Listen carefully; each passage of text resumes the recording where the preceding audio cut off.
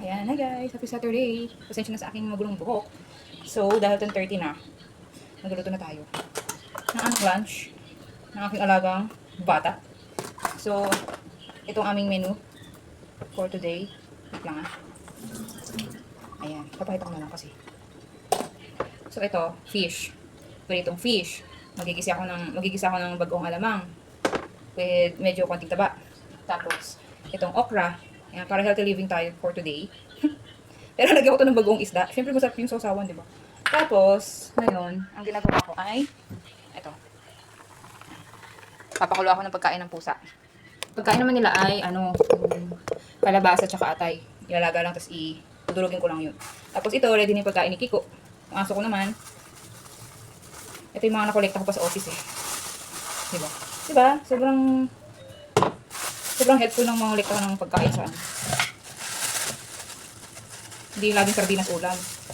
Karne-karne din pag may time. Sabi ni Kiko. So yan, ito yung food niya. Ito ko na papakita. Mandiri kayo. Charot. Yun. So that's for today. Magluluto muna ako. At later papakita ko sa inyo ang aming ulam. Bye-bye. So yan, tapos na ako magluto ng atay. Ito na siya. Ito yung pagkain ng aking mga pusa. Ayan, musok-usok pa.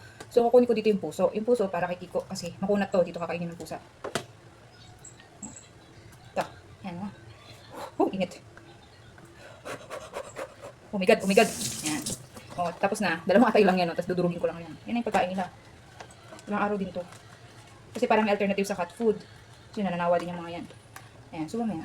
Tapos, yung pinagkuluan, yung sabaw, nilagay ko naman dito sa pagkain ni Kiko. Ayan. Para meron din siyang katas ng kalabasa at saka ng atay. Ayan. So next kong gagawin ay magpipito ng isda. A few moments later. Ito na yung bagoong. So, ito po yung aming ulam. Bagoong, isda, okra. Yan. Yan lang. Say hi! Hi! Sige, nakakain muna kami guys.